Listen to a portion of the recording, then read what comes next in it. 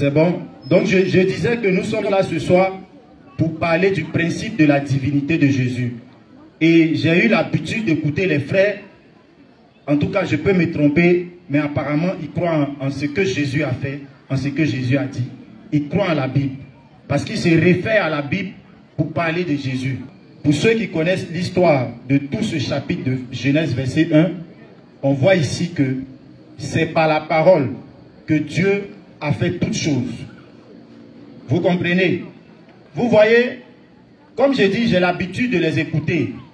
Et j'ai dit, ils ne savent pas de qui ils parlent. Et quand on lit ici Jean 1, on a vu que c'est Jésus qui est la parole. Dans Jean 1, verset 1, on dit, au commencement était la parole, et la parole était Dieu, et la parole était avec Dieu. Vous comprenez? La parole était Dieu, et la parole était avec Dieu. Et cette parole-là qui a été faite chair, c'est la personne de Jésus lui-même.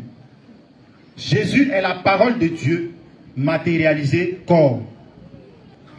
Et c'est là que je vais pour expliquer pourquoi Dieu et Jésus sont la même personne. Vous voyez, présentement je suis en train de parler. Mais ce que je dis là, c'est mon identité. Allez rapidement. Oui. On est dans la spiritualité. Azet qui parle de Dieu, c'est toujours dans la spiritualité. Maintenant, moi, il ne voit pas en dehors de ce qu'on fait là. Ce qu'on fait là, c'est ça qu'on appelle spiritualité. Puisque tout ce qui concerne Dieu, voilà, prière, tout ça c'est spiritualité. Tous ces documents-là, c'est la spiritualité. Parce que quand on lit, il faut méditer là-dessus. Maintenant, comme on parle du principe de la divinité, comme sur le thème le frère a donné, on a dit, le divin là, il n'a qu'à ouvrir sa bouche pour dire c'est moi et c'est Dieu. Tu dis non, tu n'es pas venu ici pour parler d'Allah. Non, on n'a pas dit Allah. Hein. On dit, toi, celui que toi tu prétends qu'il est Dieu là, il n'a qu'à dire je suis Dieu. Et puis on se lève, on va à la maison. C'est de ça qu'il s'agit. Maintenant, s'il n'a pas dit, il faut dire non seulement il n'a pas dit, et puis il ne peut pas dire. Et puis on va te montrer maintenant, celui qui a dit ça là, lui il est qui? Parce que c'est dedans, c'est dans la Bible comme ça, dans le Coran. C'est clair. Voilà. Tu dis Dieu a créé l'homme à son image. Bon, voilà, il y a un problème. Bon, il a créé l'homme à son image. L'homme avec grand H. Il est femme ou bien les garçons. Il est blanc ou bien il est noir. Ce qui veut dire que s'il a créé l'homme à son image, on le ressemble. On le ressemble. C'est-à-dire que tout ce que nous avons, vous comprenez, c'est que Dieu a ça. Il a ça là, il fait quoi avec ça? Arrêtez. Voilà. Il dit Jean 4, 24, la femme samaritaine, Dieu est esprit. Ceux qui l'adorent doivent l'adorer en esprit. C'est Jésus qui a dit ça.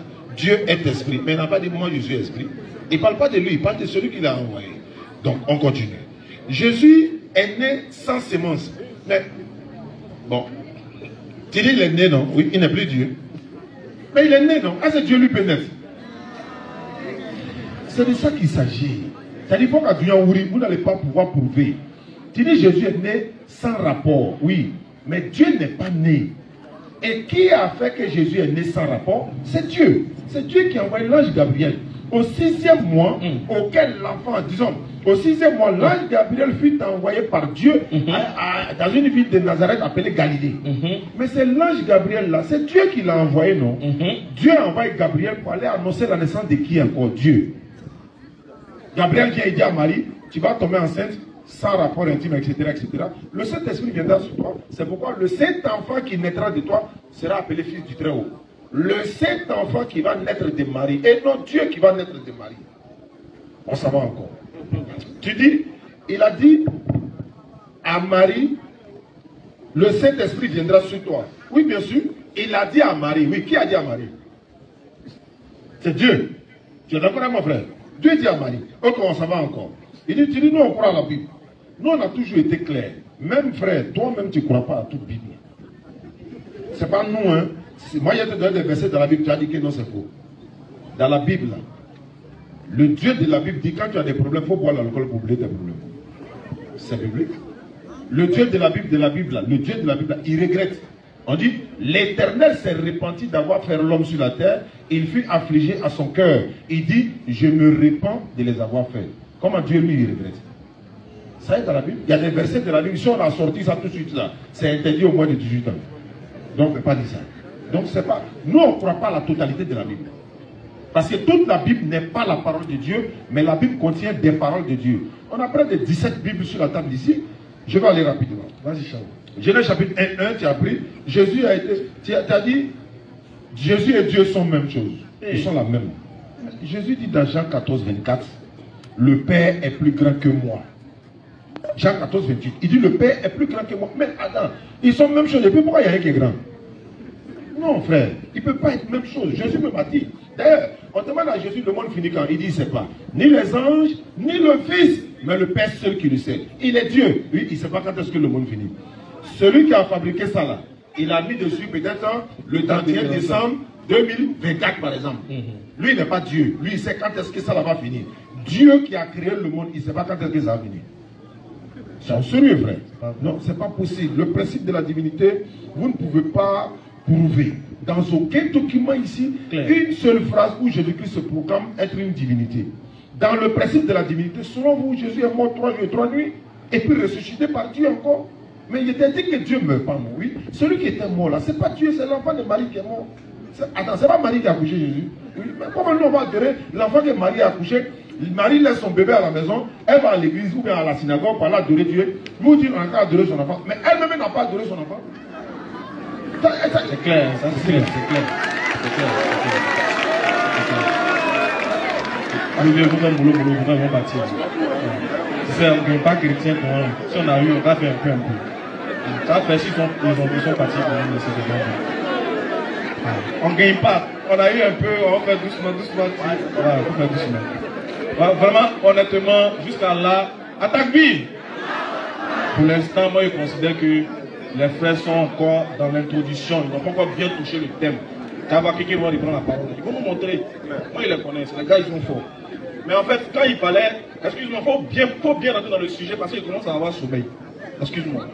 Je commence à avoir sommeil. Pourquoi? Parce que moi, je n'étais pas dit que je suis venu faire une comparaison entre Allah et quelqu'un. Non. Moi, je t'ai donné un principe coranique. Parce que vous voulez que le thème soit fixé sur les principes de la divinité. Bien sûr. Donc, dans les principes de la divinité, là, je t'ai donné un principe. C'est que celui qui est le divin doit dire « Je suis le divin, adorez-moi ». Ça, c'est un premier principe. C'est-à-dire que même, on dit, pour juger quelqu'un, au moins, on l'écoute. Pour savoir qui es-tu, qui est quelqu'un, on l'écoute. Pour qu'il nous dise qu'est-ce qu'il est. Il doit parler de lui-même, il doit nous dire ce qu'il est lui-même d'abord. Donc, si Jésus, s'il remplissait un critère de la divinité, le premier critère par exemple, il devait le confirmer que je suis le divin, adorez-moi. Parce que c'est pour ça qu'il a créé les hommes. Il a créé les hommes pour que les hommes reviennent à son adoration. Mais tu ne l'as pas encore fait. C'est pour ça qu'il te dit, il faut nous trouver ce premier critère. Le deuxième critère, on t'a dit ce divin-là, il doit être omnipotent, il doit avoir toutes les caractéristiques, il doit avoir la puissance. Par exemple, il ne doit pas mourir. Selon vous, votre divinité est morte. Maintenant, regarde. Je vais lire un verset de la Bible. Tu vas voir comment tu es en train de nous faire perdre le temps ici. Si Jésus est Dieu, il faut laisser faire des critères. Il faut nous dire, il faut nous sortir un verset où il a confirmé, où il a attesté de sa divinité. On s'en va. Il t'a dit une chose. Soit on refuse de croire, on devient hypocrite ou bien incrédule. Soit c'est vous qui ne comprenez pas et puis vous ne voulez pas devenir musulman.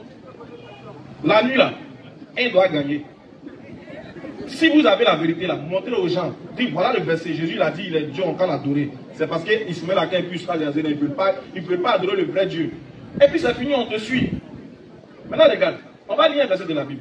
Luc chapitre 2, verset 46. Vas-y frère. Luc 2, 46 à 48. Vas-y. Au bout de 3 jours, il le trouvait dans le temple. C'est-à-dire que non, quand Jésus est né, quand il avait 12 ans, il a disparu de la maison.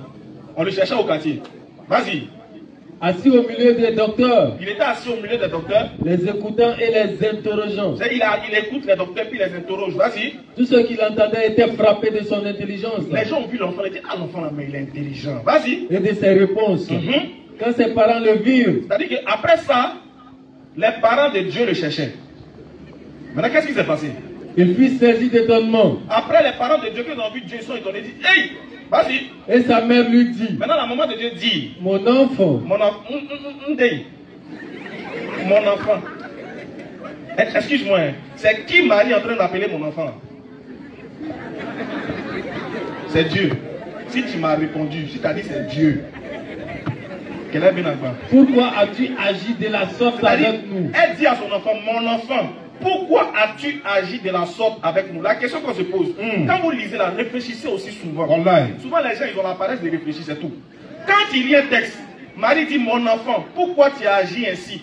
La question qu'on se pose, c'est est-ce que Marie ne savait pas qui était l'enfant? C'est la femme qui connaît mieux son enfant que toi. Elle a porté Jésus dans son ventre 9 mois. Elle a porté. Elle a poussé. Il est sorti. Toi, chrétien de 2023, quand on nous dit que toi tu connais mieux Marie que Jésus. Non, c'est elle qui connaît l'enfant. S'il était Dieu, jamais elle va l'appeler mon enfant. C'est quel gros que ça. Maintenant, s'il est Dieu, elle a raison aussi de l'appeler mon enfant. Parce que s'il est Dieu là, qui est sa maman? C'est elle. Donc elle est la mère de Dieu. Donc elle devait supérieure à lui. Voilà pourquoi elle emploie le mot mon enfant. Donc les frères, essayons de pousser la réflexion quand nous lisons les textes. Je ne parle pas d'eux, je parle de ceux qui lisent les textes là.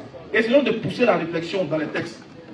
Comment vous pouvez nous dire, quelqu'un lui-même il est venu sur la terre, il dit que c'est Dieu qui l'a envoyé. Si ce n'est pas pour nous fatiguer là-haut, est-ce que ça on a besoin de débattre dessus?